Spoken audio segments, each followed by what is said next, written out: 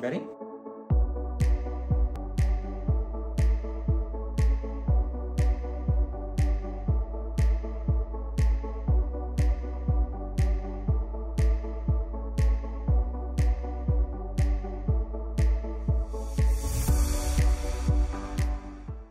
Hi everybody, my name is Barrett, Laurie, and after lots of requests from you to do a video with my mom, I'm here. I've convinced her. So she and I worked together on this tag actually and created the questions. So if anyone out there wants to do the tag, all of the questions will be listed in the description box below. Please do the tag and let me know that you've done it so I can go and watch your video and support you. Are you ready? I'm ready. Okay, our first question is, at what age do you remember me becoming a storyteller? Oh boy, I think as early as 2.5 or 3, you were an early talker and you loved to tell stories just about everything you saw, everything around you. It could be somebody you met that day because you loved meeting people, and then there might have been quite a bit of making up little stories. Yes. However, we encouraged it, and so I was a single mom. I would say I encouraged it. I loved that. So as a former kindergarten teacher, I love kids' stories. Question 2. What characters do you remember influencing me as a kid? As I say, just about every person or thing that you encountered, particularly dolls and stuffed animals, they were stories to you, and you made their lives come alive, yeah, regardless of what it was.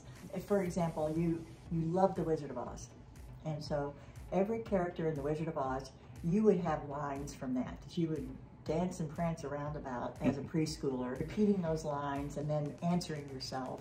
Stuffed animals and toys like Fievel. I loved Fievel. Yeah, Fievel was a big mouse, if you don't remember that. He was in a movie that we watched at least a zillion times. Oh, at least. It's an immigration, for those that don't know, it's really an immigration story. It's about a family immigrating to the United States and how they kind of integrate to their new life in Manhattan or New York, I think. Yeah, yeah. And, oh, so many, that's Somewhere Out There, right? Right, yeah. The theme song is Somewhere Out There. So he's missing and thinking, he looks at the stars and thinks he'll see someone he hasn't seen, and he can... Because he's separated from his family. Yes, he can connect with them through the stars, and that they're looking at the same sky. Yeah. So that was kind of a theme for you, and you would sing that all the time. Endlessly. And by the way, Barrett is an excellent singer.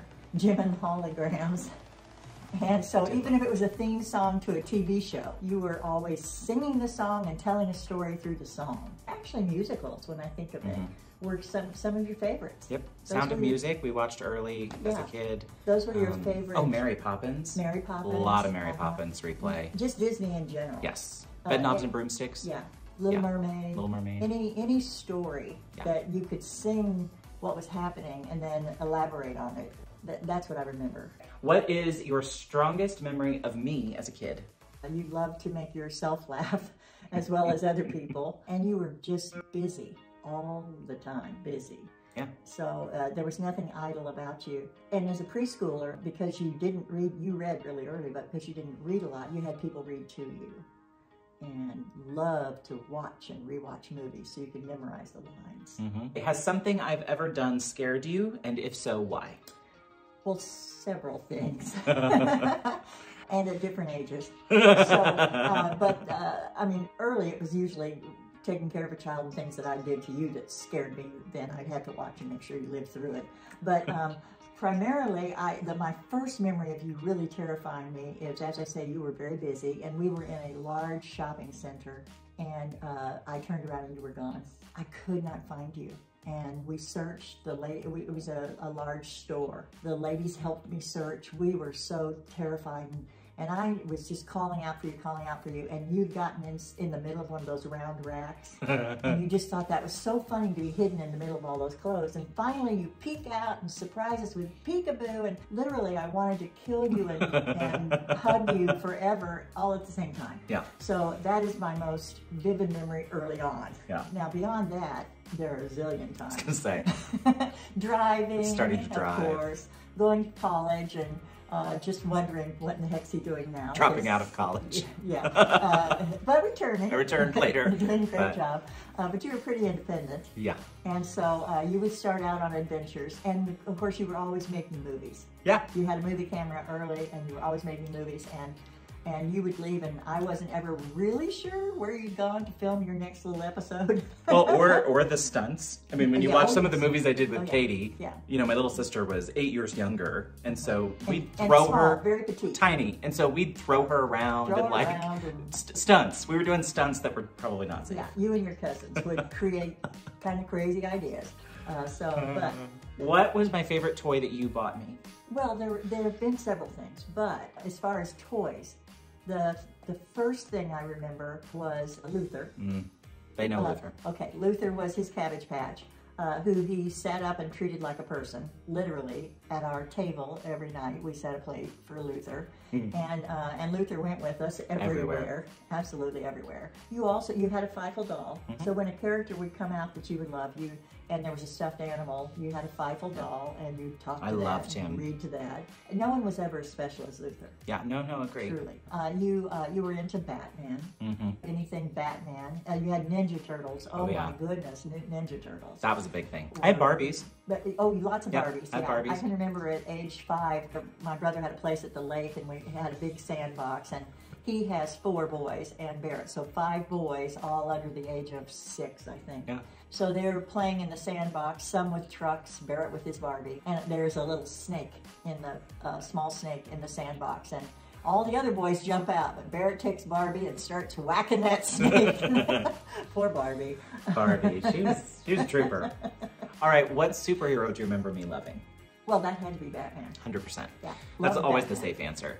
From the beginning, loved Batman. True. Read the comic books. Yep. Had all the toys. Yeah, absolutely. Yeah. Batman was the guy. It was. Yeah. Was I spoiled rotten or a perfect angel? Oh my gosh. I may have a different answer than you do for this one. No mother would ever say their child is spoiled rotten. It's your job to just do the best you can by your child. However, Pretty spoiled.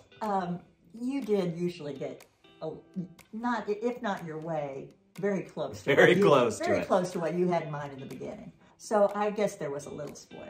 Well, and my answer to this would be I was an only child for Absolutely. 8 years of For it, 8 you know, years, so yeah. definitely for those 8 years. And just, I wanted to, and you consumed all my attention. Oh, yeah. So if I wasn't working, it was about you. Yeah. And our life was pretty much church and school and family. Yep. For my parents and my family, because you were extremely entertaining as a child. You could fill a room. So that part of it probably was a little bit about being spoiled. You were kind. You had lots of friends always. You were always very kind to other people, kind to animals, just kind to people. And I remember always loving to get a laugh. that is true. I loved getting a laugh. You were kind of an entertainer person, not phony. It was all very genuine. You were quick-witted. Even as a kid, you were quick-witted. Yeah. And if you even thought someone was hurting or feeling some emotion that might make them feel uncomfortable, you would use your quick wit and entertaining to either turn it into a song or turn that awkward moment into something better. Happier, So, yeah. yeah. No, I think that's true. I And I think you still do that. Oh, 100%. Yeah, empathy. Yeah, Yeah, I think agreed. you still do that. What did you think I would be when I grew up? I absolutely thought you would be something in music. I think you wanted me to be something in music. Well, probably musical theater, because it was just so natural to you. And as I say, your music was always the center of everything. And the storytelling piece, and you did that at that age. You wrote little scripts for movies, and it would start as a story, but you would always turn it into a little screenplay or script of some kind. And in organizing neighborhood kids, where other people organized them to play school, and you did some of that. Yeah. But you would kind of use that as a route to get them in the classroom. And To do then a play turn or it into a play. Yeah, that's true. We even, I even had a little decking built in our backyard. It was a stage. A stage built in She the built a backyard stage. with some benches so the parents could come and watch the plays that you all produced. I mean, and we made movies. I mean, she bought me and this was, you know, we're talking the 1990s, and actually the early to mid 1990s, so pretty early in technology. I had my own video camera. Yeah. She had bought me a thing where I could type in titles, so title and in screens and all of that stuff, and I had an editing equipment. Editing equipment, yeah. So they were primitive compared to today. Oh, totally. But yeah, you made movies with captions and, Yes. and opening and closing. Credits and Credits and the works. York City. Yeah. That was fun. I guess when you're talking about favorite gift, if you got older, Definitely. that stuff would have been it. Totally. I mean, and it pulled the whole neighborhood together. Totally. Which was also very awesome. Yeah. To just have all your neighbors into, because their kids were into it. Right. Into coming and seeing their kids either perform live in a little play or watch the movie. That they'd all been part of. So and a couple of adults. I mean, I roped in some of the adults from the neighborhood to play certain parts. So I mean, that I don't think will surprise YouTube people, because I do collaborations all the time. Oh, yeah. So part of what I do now is organize people for events. So that I just grew into. We traveled a lot as kids. Is there a favorite story from our travels that you like to tell? I mean, I can think of a dozen. Well, as can I. So we went to Disney every other year. Yep. Because that was just your absolute favorite place. And we'd take someone different with us each, well, not every year, but almost every year. We'd take someone different with us so that they could experience it. And friends, cousins. It was usually friends, cousins who might not otherwise go. Right. Which was also fun to see it through someone else's eyes for the first time. And then, of course, we went to the Dominican Republic. I was going to say, the Dominican Republic is mine because... At the Dominican Republic, he was always in talent shows and did really well, won. He decided to enter a talent show there where they were going to put him on a local television station if he won. He did. In fact, you sang a Kenny Rogers song. I did. What was it, Lady? The Gambler, wasn't it? Maybe it was The Gambler. I think it was The Gambler. I can't remember if it was Lady or The Gambler. One or the other. Those were my go-tos. Yeah. So anyway, and you won, and so we went down to be on this television show, which actually was a little scary. The ride down there was kind of scary. Very. For just a mom and two little kids. Two kids. You did a wonderful job, by the way. I thought it was perfect. I love that that's your, so I had a Dominican memory. However, mine is of the hayride taxi. Oh, yes, yeah. So again, single mom, I was 13 or 14, somewhere in there. Yeah. And so Katie would have been young, 4 or 5-ish. 4 or 5. So we were told that the beach, so we were at this resort and the beach was down kind of this mountain, and they told us there was a shuttle. And so we go out front and the shuttle pulls up, and it was kind of like this tractor thing with a trailer with hay bales. Yeah.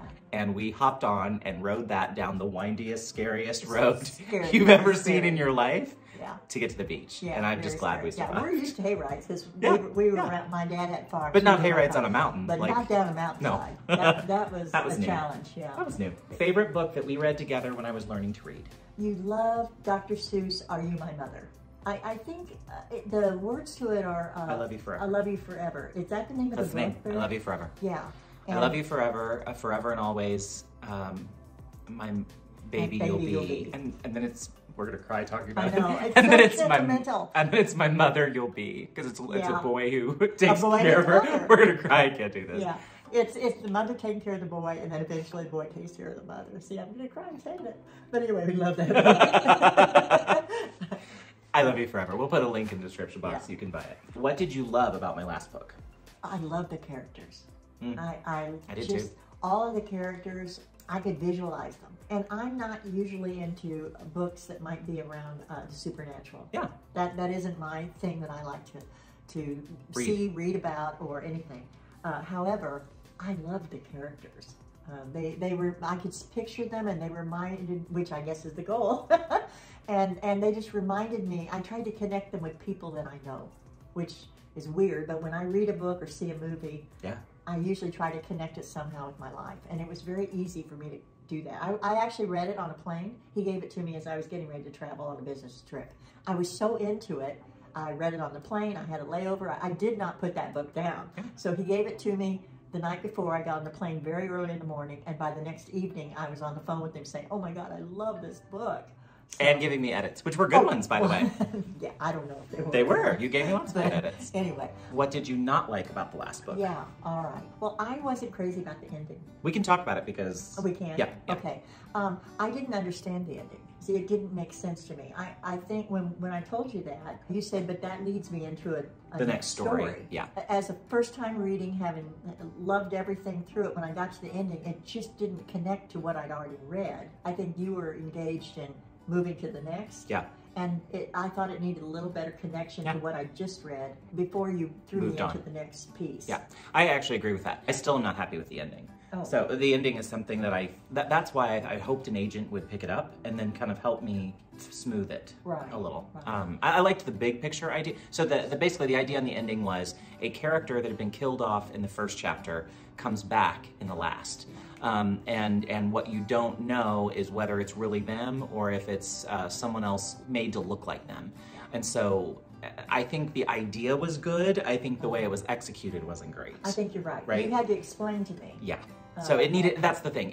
I needed someone better than me to like help me make that work. Because what's funny about that book, but the last chapter was the one I couldn't write. Do you remember that? When I sent you the book on the plane, it didn't have a last chapter. I hadn't finished it yet. So I struggled and struggled and struggled with how to end that because I'd never written a story that continued, that there'd be another book, right? I felt like it needed to end.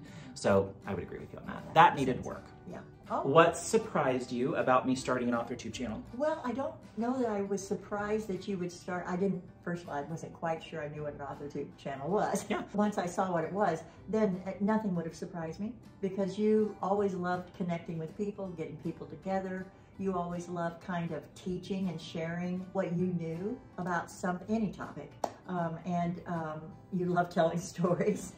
That's true. And you just love people. Oh my gosh. And being locked down. It's truly. And being isolated, that was a way for you to reach out and stay connected with people because you've just always been such a people person. Agree. You know? And then I'll say, I think also using your business sense. Mm-hmm. So the flip side of that, what scared you about me doing YouTube or AuthorTube? Yeah, okay. So it's the every mother's fear thing of your children being out publicly like that, because I just think there are bad people in the world. Just to have my child exposed, that's just scary to a mom. Yeah. Has that gotten better? Do you feel any better about that for long? Because I've been on 2 years this June. I don't know if it will ever go away, to be quite honest with you. You know that I don't do Facebook. Oh yeah, she has no social media actually. You don't even have a LinkedIn, do you? But on my, no longer. Yeah, so no social media at all. But in my business, I have to do social media all the time. Right. So let me say, I do have to do it all the time. But personally, I just am opposed to exposing yourself that much. Now, maybe when I'm no longer doing it through business, I will feel different. I don't know. I don't think you will, maybe. I doubt it. Okay, so what do you like most about being my mom? Last question. Oh boy. Oh my goodness. Creative, fun, surprising me, I think. I just love our family and Ricky in it. Mm-hmm. So whether we're playing games or we debate all the time. A lot. We love if you didn't know us, sometimes you'd think we're fighting. Yes. When we're not. Poor Ricky. He's such a calm and cool person. You know, when we get into our political debates and things, which we do a lot, or just an issue, you know, how we feel and how it could be resolved. Ricky almost gets scared because the banter is so tight. He said, when it's over, even if you've disagreed, you all just hug and laugh and go right on, which is great. Totally. So I agree. That's a good one. I thank you for doing this. Oh, everybody was fascinated because of you coming in and giving me edits. Oh, yeah. Which you do. Yeah, I know. That may not be good. I don't know. Why isn't it good? I love that about you. Okay. Well, I certainly have opinions, that's for sure. You'll call me after a video you watch and be like, absolutely. I liked that, I didn't like that. Absolutely. Or I loved everything except this one. Did you have to say that one little thing? But again, some of that's out of my fear. Yeah. Right. Yeah. And I always wanted you to be the best. I know. And I love that. Leveling me up. Well, thank you for doing this. I love you, obviously. I hope some of you will do the tag with your parents. It doesn't have to be a mama. It can be a dad. And do the tag. Have them sit down and visit with you about your stories, your channel, and you, so we can get to know you a little better. So thank you all so much and have a wonderful weekend. Bye.